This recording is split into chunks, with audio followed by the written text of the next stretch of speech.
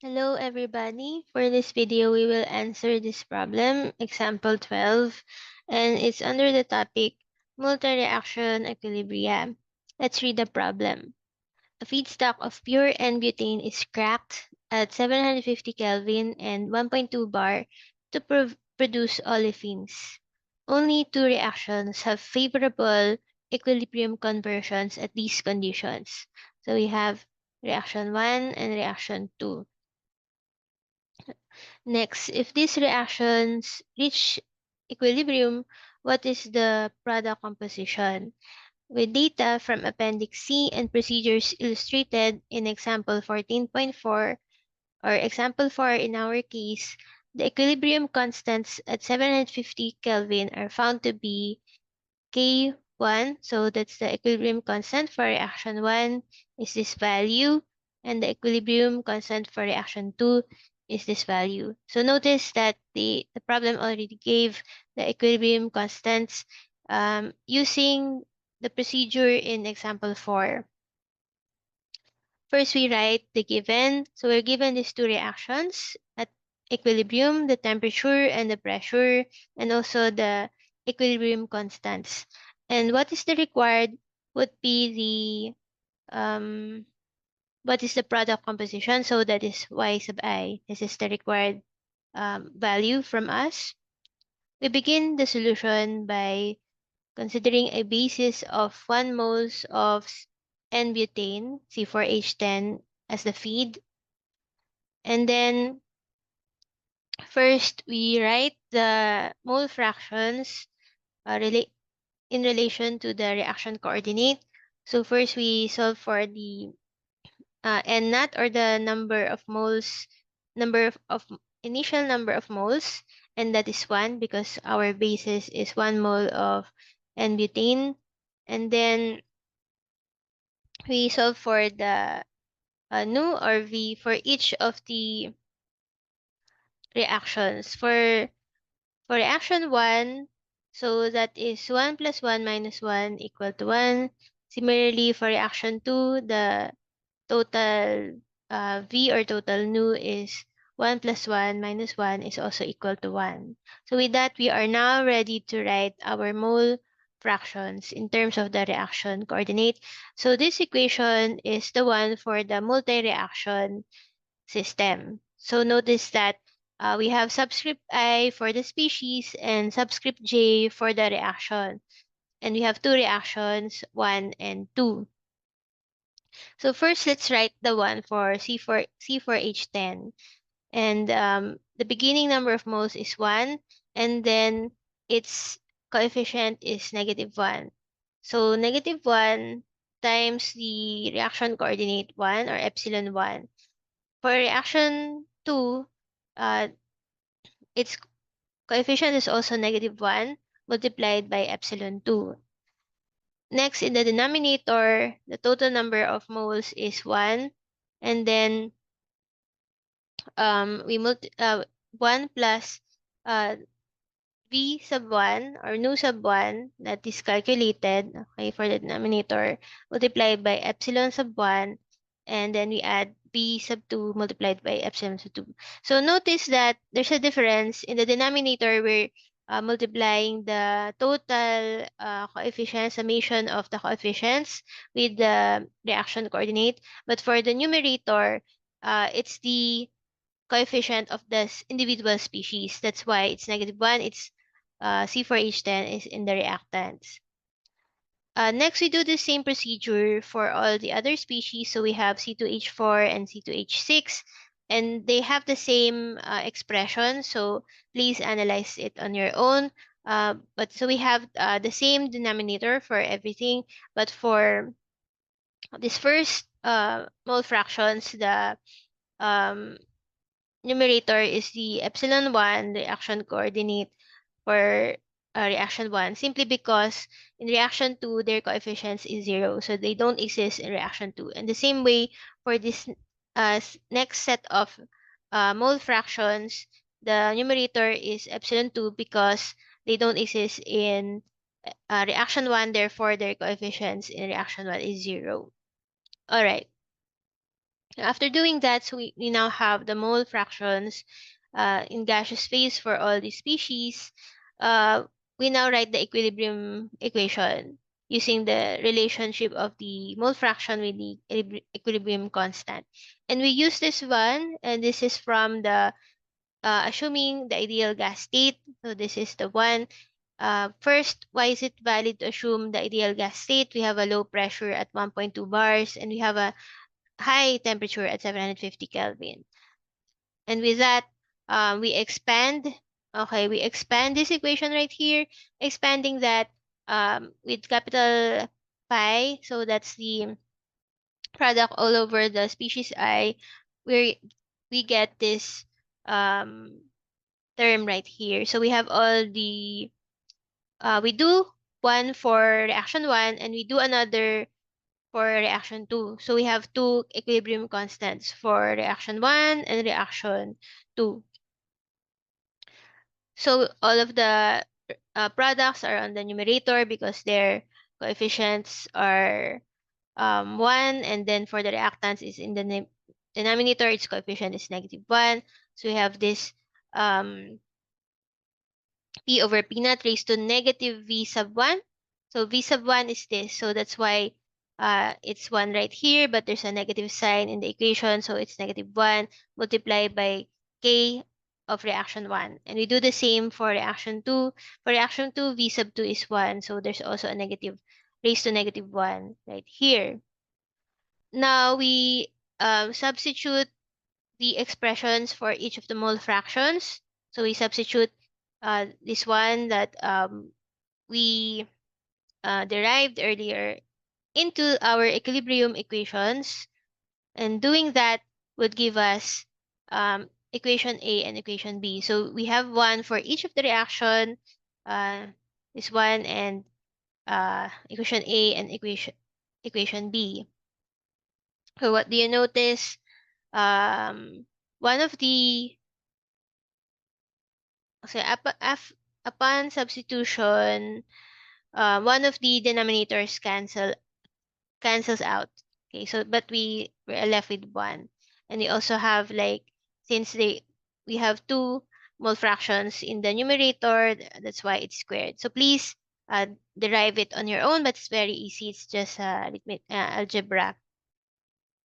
Next, we divide. So this means divide equation B by equation A. So after dividing that, we're able to remove this P over P naught term, and what we're left with is actually um, we're also able to remove the denominators, and what we're left with is the squared of okay, so the ratio of the squares of the um square of the ratio of epsilon 2 and epsilon 1, but then we also have a ratio of the constants. So we take the square root of both sides. That's why we have a square root right here. Okay. So if we let this quantity k sub 2 over k1 square of that. So if we let it to be k, simply k, then we can simplify our equation to this one, which we name as equation C, and this one we name as equation D. Okay, so I hope you're still following. Next, it's a pretty simple derivation. The next step is to combine equation A and equation C to remove the epsilon 2 term. So how do we do that? So combine this one, epsilon, simply in equation. So in equation A, we have a term for epsilon 2.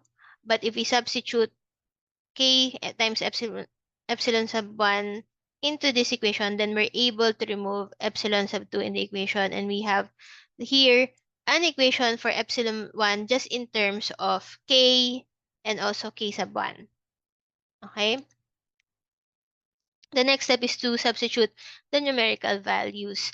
For K sub 1, for K, it's easy because we're already given in the problem the values for K sub 1 and K sub 2. Okay, so just simply substitute those given values and we have uh, the result right here.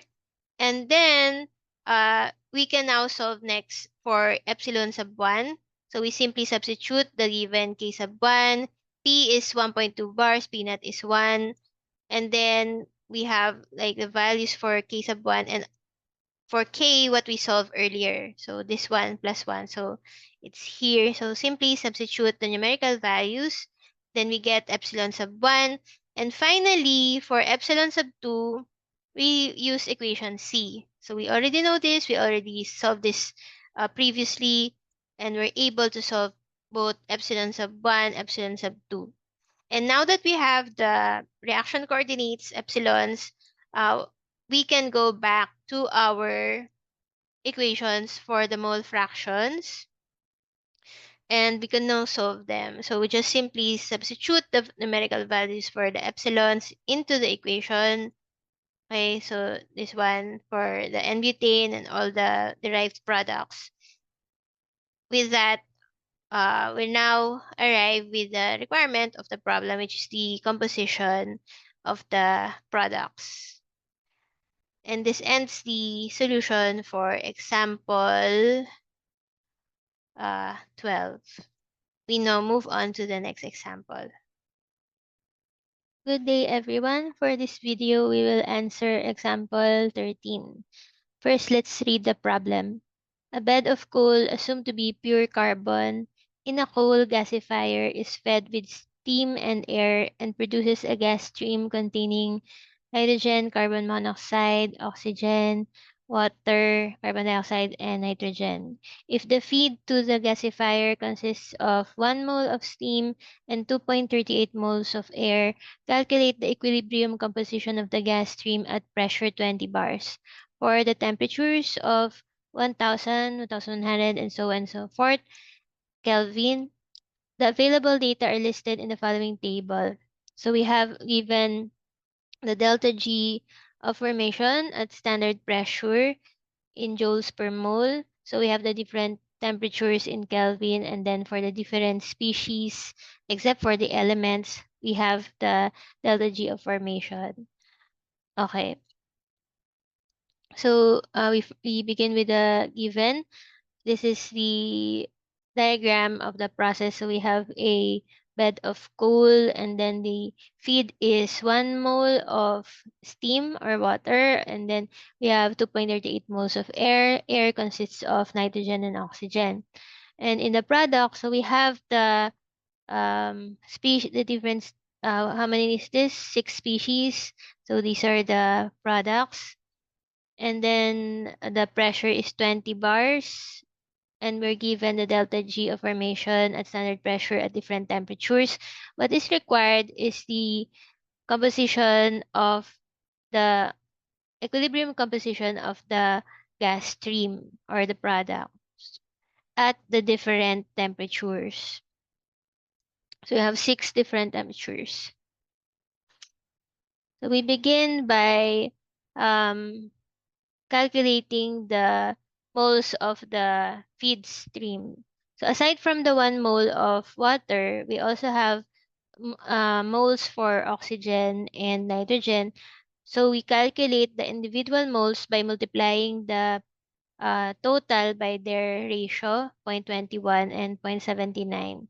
So we get the number of moles of oxygen, which is 0.5, and the number of moles of nitrogen, which is 1.88.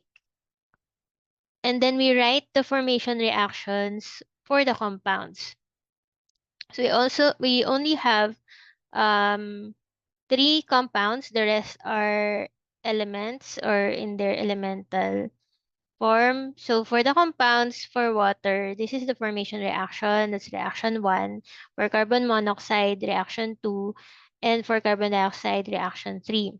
So for each of these formation reaction, there's a corresponding delta G of formation at each temperature. So for example, let's consider the temperature 1500 kelvins. So the delta G of formation for reaction 1 is given by this last column for water, and then for monoxide, this last column, which corresponds to the temperature 1500, and the same for carbon dioxide, but it differs depending on the temperature. Now, notice that um, in our system, we have carbon. Yeah, we have carbon also as well, and the gaseous, yeah. But um, and in our reactions, we have carbon right here. However, the rest of the species are in gaseous state.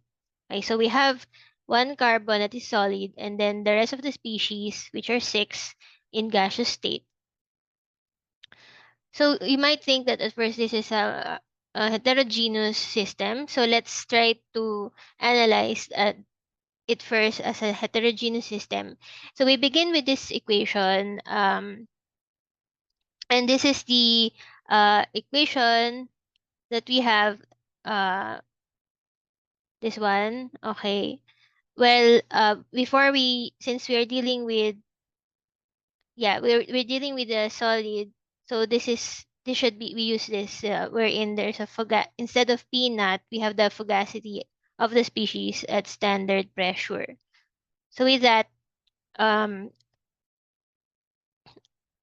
for carbon, which is solid, so let's write it this way. If we expand, only let's consider first the quantity inside the parenthesis, and that is for carbon. So there's a subscript carbon right here. And the hat means it's the property of carbon in the solution. But since we're dealing with the pure carbon, okay, the hat disappears. It's just simply F sub C, which is pure carbon. And the numerator is referring to the fugacity at the pressure 20 bars, and the denominator refers to the fugacity at standard pressure, which is 1 bar. So we have this ratio right here. Now, because the effect of pressure on the fugacity of solids is insignificant, this ratio is actually just equal to 1, right? Because we can assume that whatever's the fugacity at the pressure 1 bar, there's only little change or insignificant change or difference with the fugacity to 20 bars, such that their ratio is just equal to 1. And therefore, we omit the effect of carbon as a solid from the equilibrium equation. Okay, so we omit that, and therefore what is remaining in our analysis would be the idea would be gases. And let's assume that these remaining gases behave as an ideal gas. Well, anyway, when we check the temperature is high enough. So, and for simplification, let's assume that it's um the rest of the remaining gases are ideal gases. Now, for ideal gas, let's write the equilibrium equation. And we use this one, okay, which is based on, where is it? Okay, this one. This equation, equilibrium equation for ideal gas. Um, we have to write each one for one each for each equation, or rather, I meant reaction. So one for each reaction. So what again are our reactions? So we have this one, two, three for water, carbon monoxide, and carbon dioxide. One each for those, and that means we have um, a total coefficient, so nu or v. We also have one each for each reaction. And we calculate that first. For reaction 1, so we have 1 minus 1 minus 1 half. And that is negative 1 half. For reaction 2, we have 1 minus 1 half. We don't consider carbon anymore in the equilibrium, so it's just 1 minus 1 half, so 1 half. And finally, for the third reaction, it's just 1 minus 1, which is 0. So with that, we expand the left-hand side of the equation to all of the species. So for for reaction one, which is for water, water is the product, and oxygen and hydrogen are the reactants. And since we transferred the P over P naught to the other side of the equation to isolate K sub 1, that's the reason why um, supposedly negative V would be positive because our coefficient is, or our nu is negative. But then since we transferred this one to the other side, and we retained the ratio P over P naught, we just put a negative sign again on the exponent. In the same way, we write it, we expand this for reaction 2. So we have carbon monoxide and oxygen. Again, we don't consider pure carbon in the equilibrium equation, so that's removed. And then we transfer P over P onto the other side. Supposedly, this should be a negative right here, but because we transferred it and we retained the ratio, supposedly this should be a reciprocal, so the negative value is removed. And lastly, for reaction 3, which is for carbon dioxide, we also don't include carbon in our equilibrium equation. And then for this one, P over P naught raised to 0 is 1, so that term is removed. So now we have the equilibrium equation for all three reactions. The next step is to uh, write the mole fractions in terms of the reaction coordinate. Since we're dealing with a multi-reaction system, uh, we need to use this equation right here. And the first step is to calculate the initial number of moles. So we have for the compounds, they're all 0 in the beginning. For water, it's given that it's 1. And then for air, we calculated earlier that we have zero point 0.5 for moles for oxygen and 1.88 moles for nitrogen. Okay, so these are the beginning number of moles. So we add them to get this total number of moles. And again, we use the same V for each of the reaction. So this is already just the same here and already calculated earlier. Then using this one for multi-reaction, we write the mole fractions for each species. As an example, I will use hydrogen. Okay, so for hydrogen, the beginning number of moles is 0. So by the way, don't confuse the not here. This is hydrogen, not H2O. So not just means for initial hydrogen. So this is also uh, for carbon monoxide and carbon dioxide. So that is not for initial value. So 0 for hydrogen, and then we have to multiply for reaction 1. Uh, what's the coefficient of hydrogen? Let's go back. So it's -1 because it's in the reactant, multiplied by epsilon sub 1, which is the reaction coordinate for the first reaction. And then for reactions 2 and 3, hydrogen is not present in reactions 2 and 3, therefore the coefficient is 0, and that's why um, it's multiplied by 0 here. So coefficient 0 for reaction coordinate 2 and 3.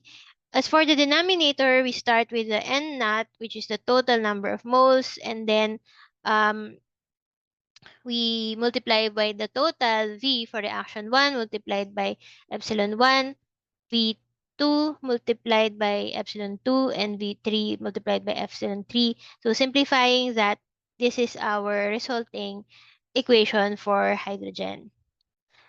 I will leave it up to you to analyze the rest of the mole fractions for the rest of the species using the same equation.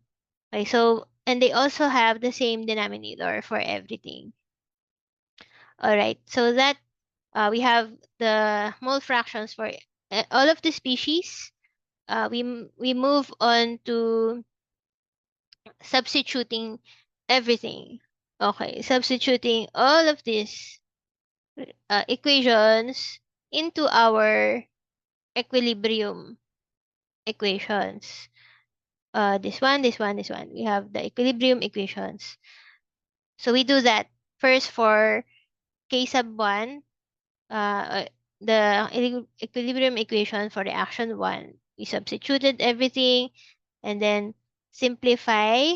So to simplify, let's assign this denominator as n. Okay, so to make it shorter, let's let n be equal to this quantity, 3.38 plus epsilon 2 minus epsilon 1, quantity divided by 2. All right, so with that, um,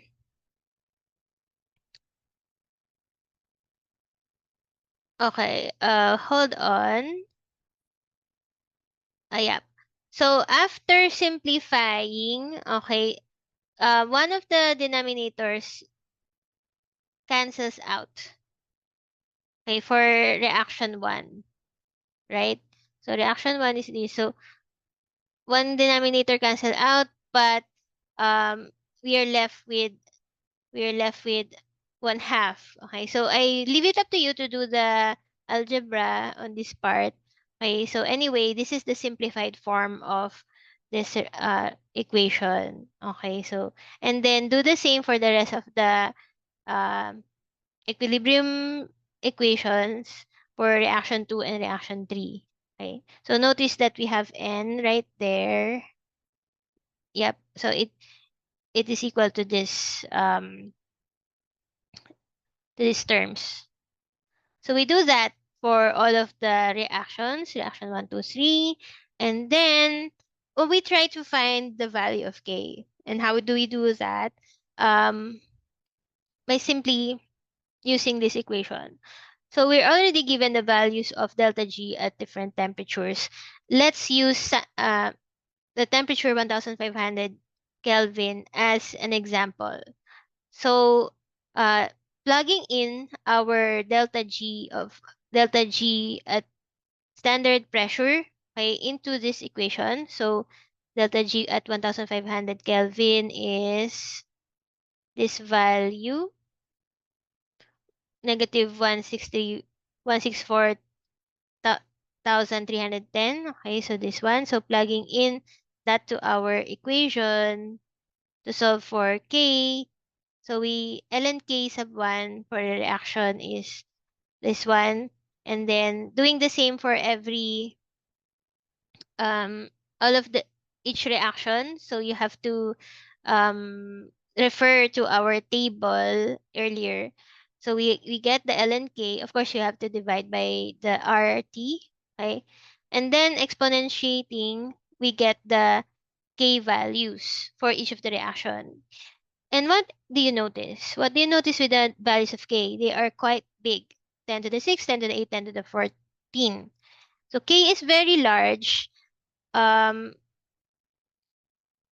so if you can imagine, this is k, okay, so it's very large. So that means for the k values to be large, that means the denominators, all the denominators are very large, or I'm sorry, approach zero.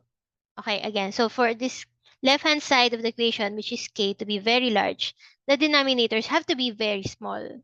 Okay, so they approach zero, and so therefore this term, okay, this term right here, this term right here, and this one, which are the same, except that they're raised to 1/2 in K1 and K2.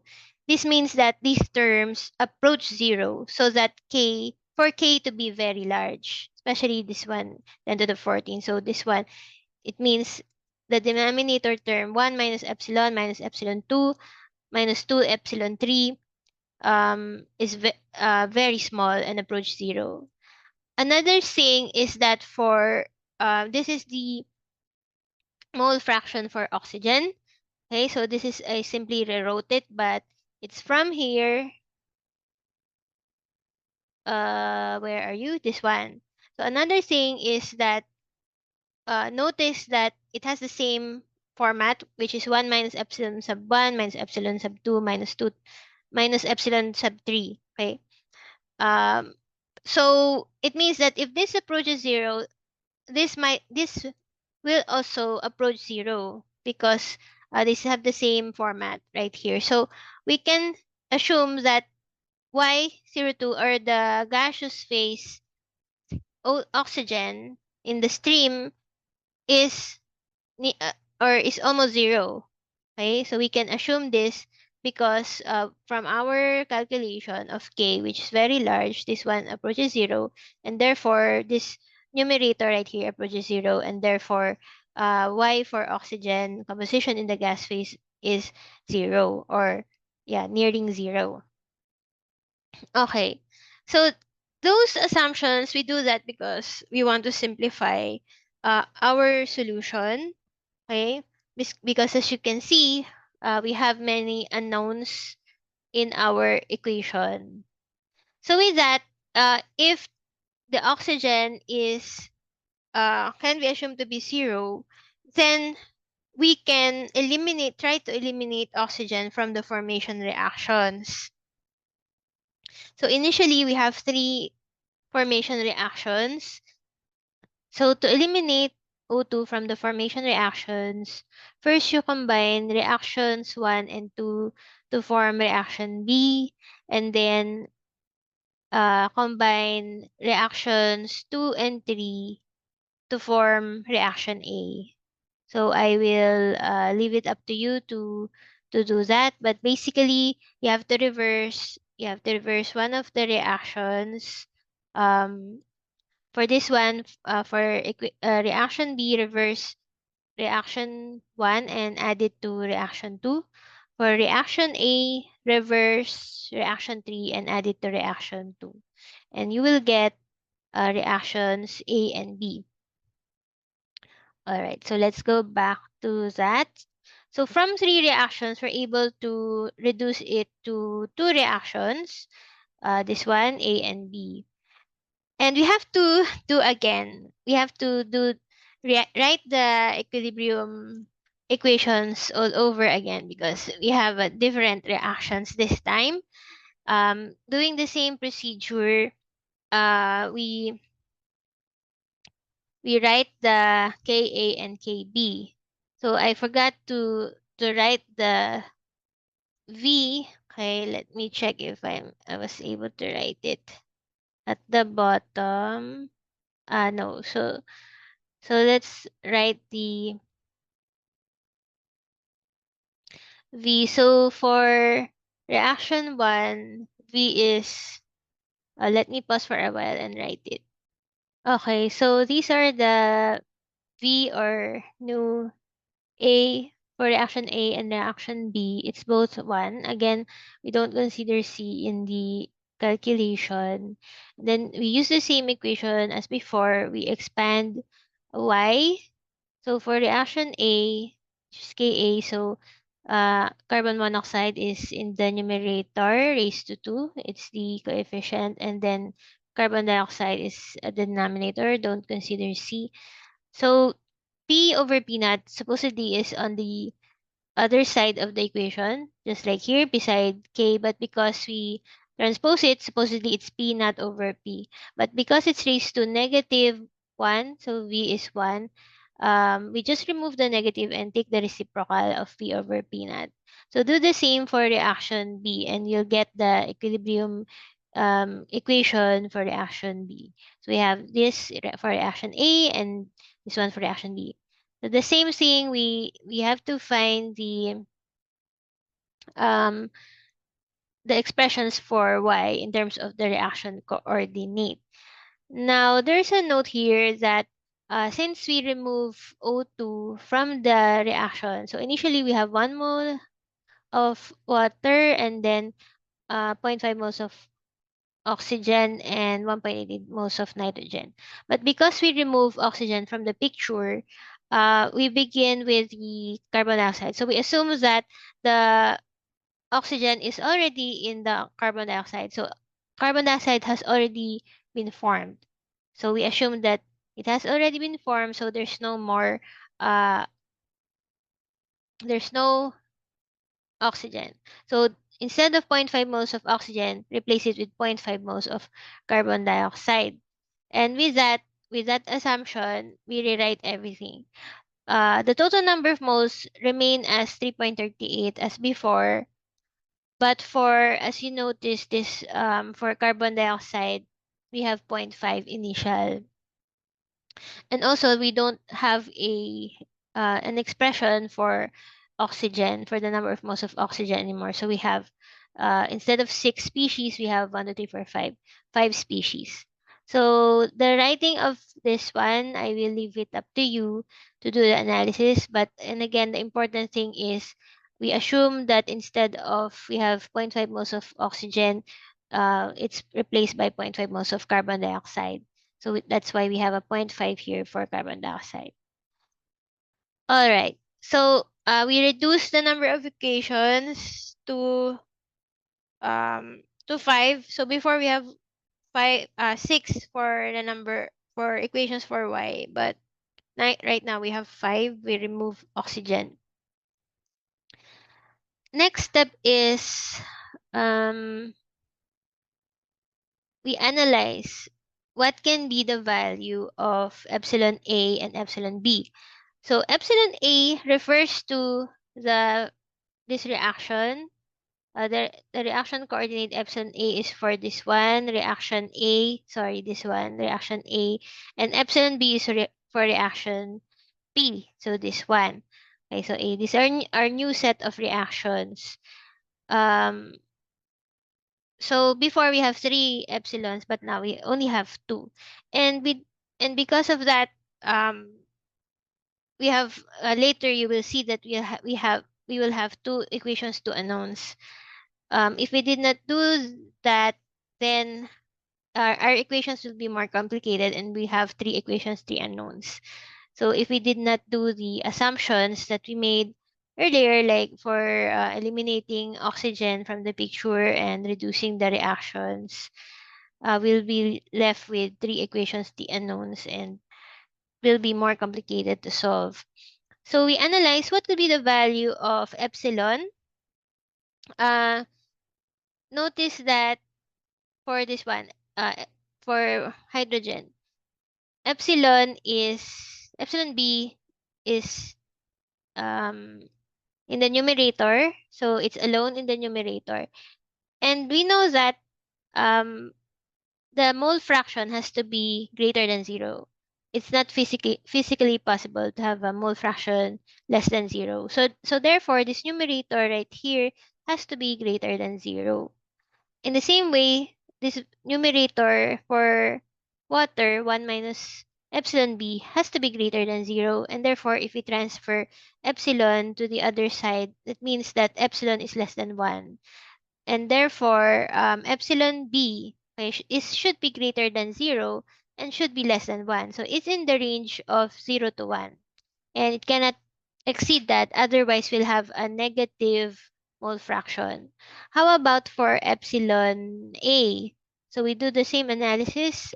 First, let's um, check this YCO2. The numerator 0.5 minus E sub A should be greater than 0, and therefore epsilon sub A should be less than 0.5. Okay, so 0.5 minus E sub A should be greater than 0, transposing EA to the other side. So it should be less than 0.5, so that um, this value of mole fraction of CO2 should be greater than 0. Yeah, the mole fraction is positive, not negative. Next, this one. We take the numerator to epsilon A plus epsilon B to be greater than 0, but we substitute 1 in the place of epsilon B. So if the epsilon B is 1, we transpose it to the other side, it becomes negative 1. We divide both sides of the inequality by 2. So that means epsilon should be greater than negative 0.5. And that means that the range of epsilon sub A is between negative 0.5 and 0.5. So the importance of this will be shown later on when we try to solve the equations, 2 equations, 2 unknowns. So now that we have expressions for the mole fractions y, we substitute it. Just like before, we substitute everything into our equilibrium equations, Ka and Kb. So we substitute that, and this already is the simplified version. Okay, so I already simplified um, the equations. And what do you notice? So we have um, what are the unknowns? So we don't have a value yet for KA and KB. Okay, so we need to find those KA and KB. So that the only thing remaining that are unknown that are unknown would be epsilon A and epsilon B. So how do we calculate for the equilibrium constants? We make use of the equation negative delta G not over RT. Okay, so I did not write that anymore, but it's here negative delta G naught over RT. So let's take an example temperature that is 1000 Kelvin. How do you calculate for the delta G? It's not a formation reaction anymore. It's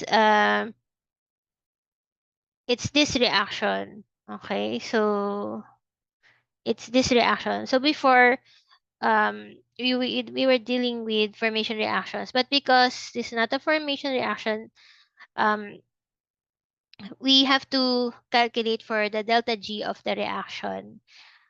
Okay, so calculate for the delta G of the reaction.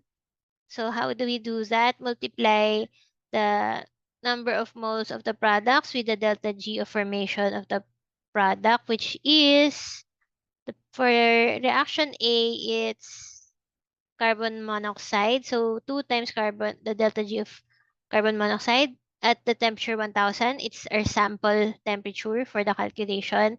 And then subtract it. So we don't have delta G for the carbon element. But for CO2, we have refer to this table. So refer to the table, given table here. So for carbon monoxide, it's this one. And then for carbon dioxide, it's this one. So refer to that to calculate for the delta G of reaction. I'm sure that you already know that to do that. So, okay. What you will get is negative 4,690 joules per mole. So with that, input that to the equation ln Ka equal to negative delta G naught over RT. So I did not write it anymore. Hopefully you can follow that. So what you will get is ln Ka, this value, and then exponentiate to get Ka. So we have a value of Ka. For reaction B, do the same. Get the delta G of the reaction for this reaction. This reaction, so we have carbon monoxide, hydrogen, and water. And then after getting the delta G, uh, calculate the Kp. So negative delta G naught over RT, calculate Kb, ln Kb, exponentiate. So now you have Ka and Kb. And P over P naught is 20. So what remains in our equation are just epsilon A and epsilon B as the unknowns. So we have two equations and two unknowns. Okay. But the biggest problem is uh the next step, because if you will notice, so I wrote here, I just let x be epsilon A and y be epsilon B. It's a nonlinear. So for both equations, these are nonlinear equations. Why? Because two variables are multiplied with each other. Okay, so these are nonlinear equations which not solvable in your calculator. Okay, and it's quite difficult to solve. Um, so for the sample temperature, okay, so again, these Ka values and Kb values are just for 1000 Kelvin. You have to repeat that for all to get Ka and Kb for all temperatures. You have to repeat that. But for the sample temperature, this is the equation. Okay, so at 1000. So this should be at 1000 Kelvin. Uh, so let me write that so I won't forget. So at 1000 Kelvin.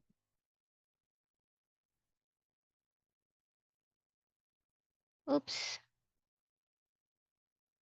Okay.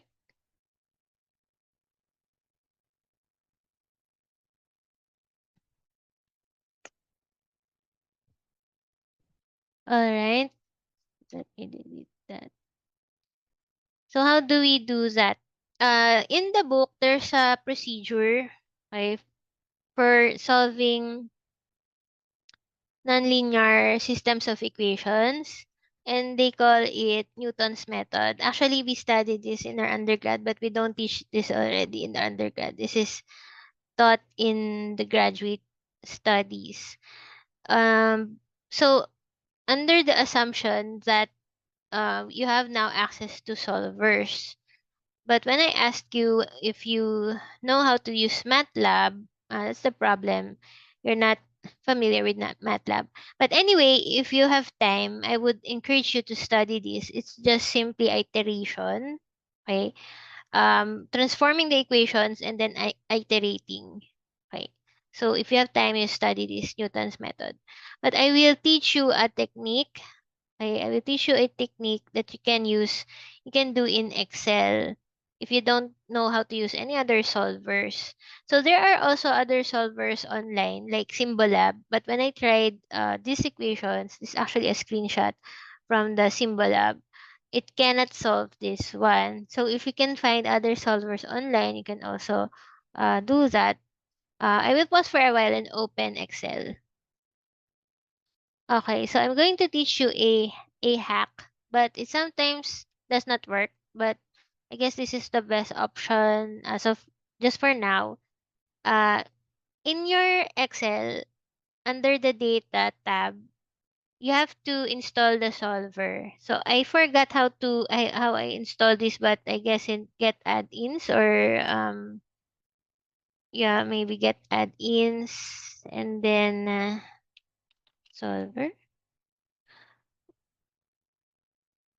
Okay, possibly through this one. And I just Google how to add this solver button under your data tab. So this solver is an optimization solver. But we can use it as a systems of nonlinear equation solver. So so how do we begin? I will open a new one. Okay. Um, so we try to write the variables here. So these are the variables E sub A. So let's assume first that they are zero. E sub A is zero.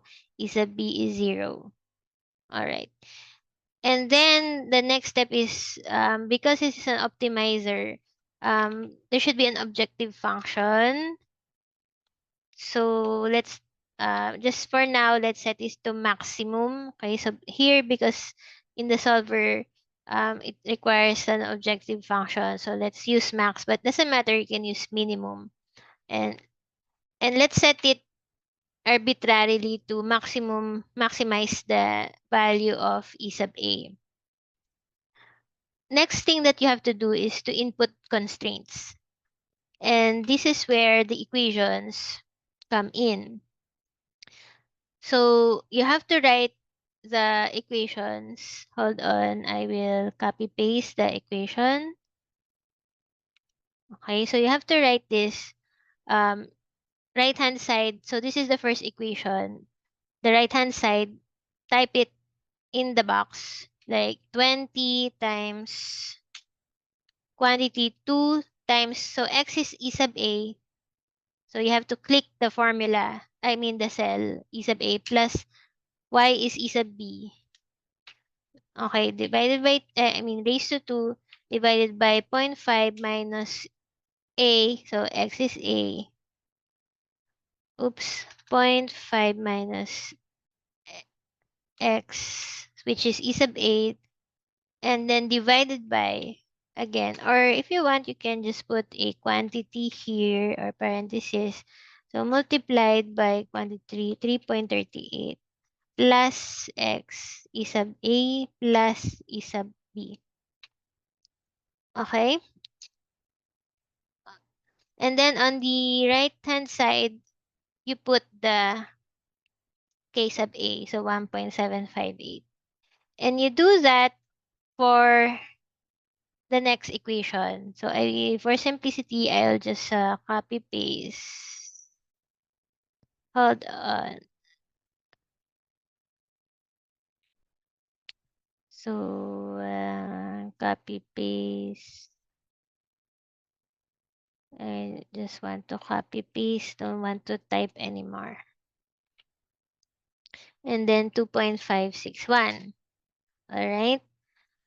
What other constraints do we have? So we have earlier we analyzed this one. Okay, so we should also input those constraints for epsilon and epsilon epsilon b and epsilon a. Okay, so let me go back here. Epsilon b should be greater than 0. So I will put here this is equal to epsilon b and it should be greater than 0. Okay, so again, this is the right-hand side of the left-hand side of the equation or inequality. And this is the uh, right-hand side of the inequality. Okay. And then it should be epsilon b. So epsilon b should be less than 1. Did I use the same uh, epsilon? Okay. So anyway, for epsilon a should be so equal a should be less than should be greater than negative zero point 0.5 and then epsilon a should be less than zero point 0.5. Okay? So the next step is to set the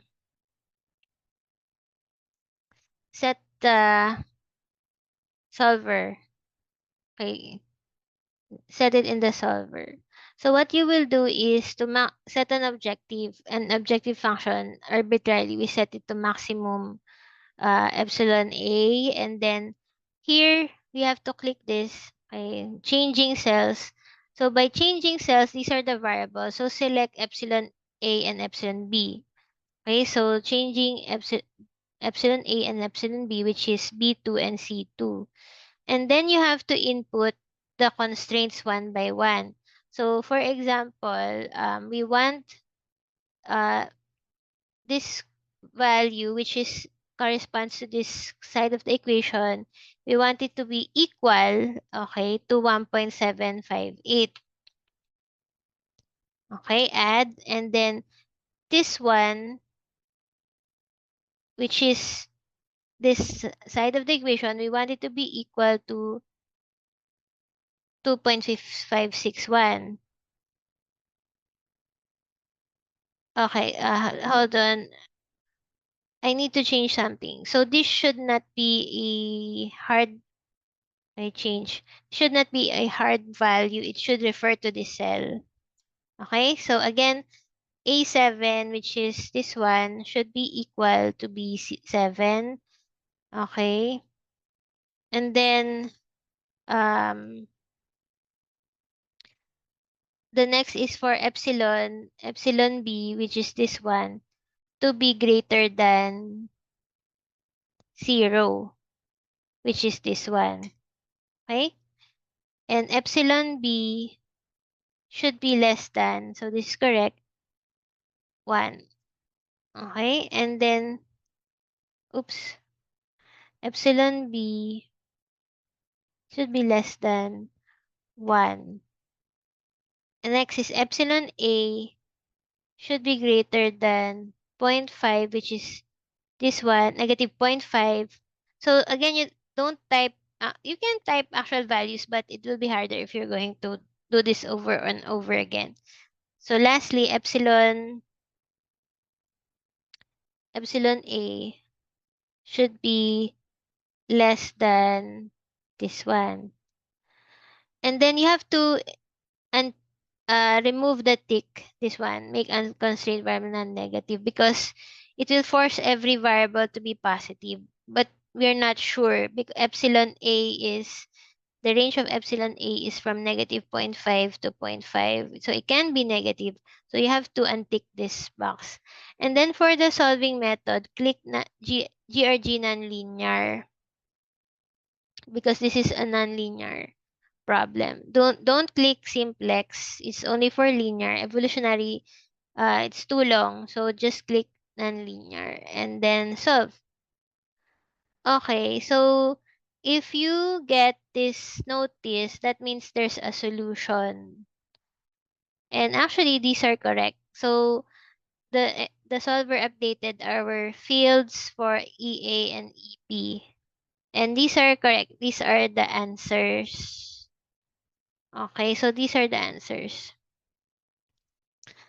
So you have to do that for all of the temperatures. Okay, so again, what I did was to tabulate the calculation.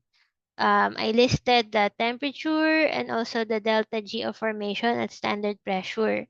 And then I get the delta G of the reaction for reaction A and B.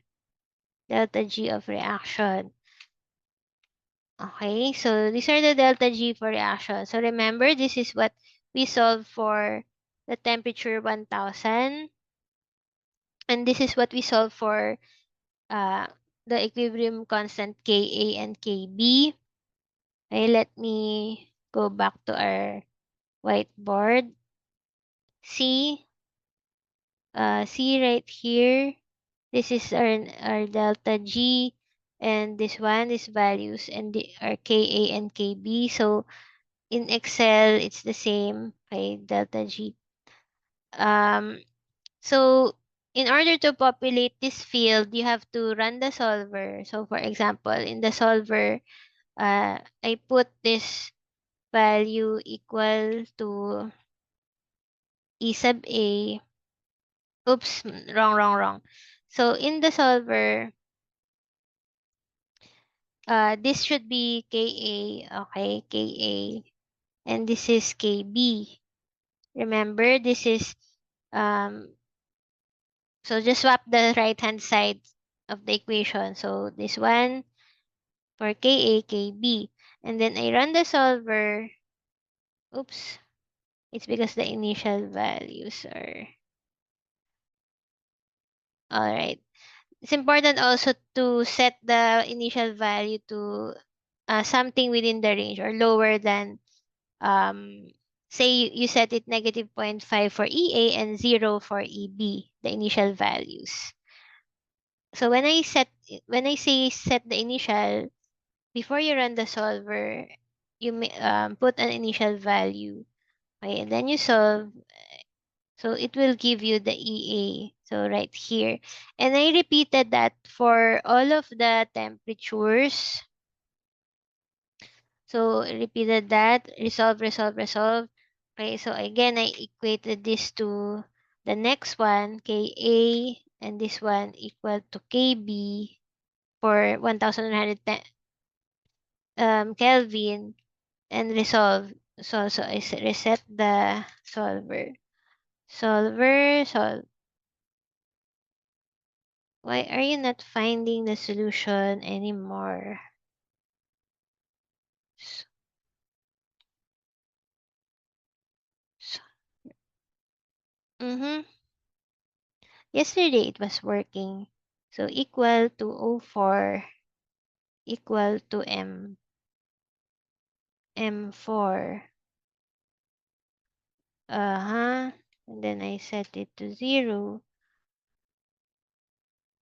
It was working yesterday. Anyway, let me troubleshoot later, but it should work up to until this value, this one. And these two, they don't work anymore. So I have to find another way, another solver. So the Excel solver is not that powerful compared to, say, MATLAB or other solvers. So I tried using another solver. I don't expect you to, well, it depends. Actually, this solver Lingo is available as a trial version, and there's also an educational version. So basically, it's the same concept. As you can see, the syntax is very simple, and you have to put a semicolon at the end of each line. So I have epsilon A that refers to A, epsilon B is B. Those are my variables. And this is important. You have to code it at free A. That means A is free to have negative values. So this code is important. And I simply just inputted the equations. This equation, same. And then I, right. So for the next one, for the next, I told you earlier that it doesn't work for these KA values. So let's try this one. Excel does not work for these KA values. That's why I shifted to Lingo Solver. So Lingo, you can download it. Just Google Lingo, Lindo Systems, and then download the Lingo Solver. It's very easy on the computer systems, lightweight, and just the syntax that we need for our purposes, simple, just max equal to A, um, and then input all the other constraints. So this is KA, KB, and then how to solve, you Uh, sorry, I'm not sharing Lingo. Okay, so this is Lingo. Syntax is max equal to A, semicolon, and then input the other constraints. You have to put semicolon in every um, line. And then again, this is epsilon should be greater than 0, less than 1. Epsilon A is greater than negative zero point 0.5, less than zero point 0.5. So to solve, you simply just need to click this value, solve. Okay, so it will give you the answer. And Excel's not able to solve this one for this KA and KB values, but for Lingo, it can solve. And global optimal solution found. It means that it's the only solution for the constraints that you have inputted. So there, again, you can download Lindo, uh, by Googling Lingo, okay, by Lindo Systems. Lingo by Lindo Systems. And then you can just simply study the um, example that, okay, just study this example for the syntax. Very easy. Okay, let's go back to our um, problem. So we do that um, for all temperatures. Okay. Let me go back to, right. So we do that for all of the temperatures. And after you get the epsilon, plug it into the equation for the mole fraction. So y H2CO, H2O, etc. So this should be N2. And do that over and over again for each temperature. Um, you can make a graph of the temperature versus the mole fraction. So this one is for H2, and then CO is orange, and then so on and so forth.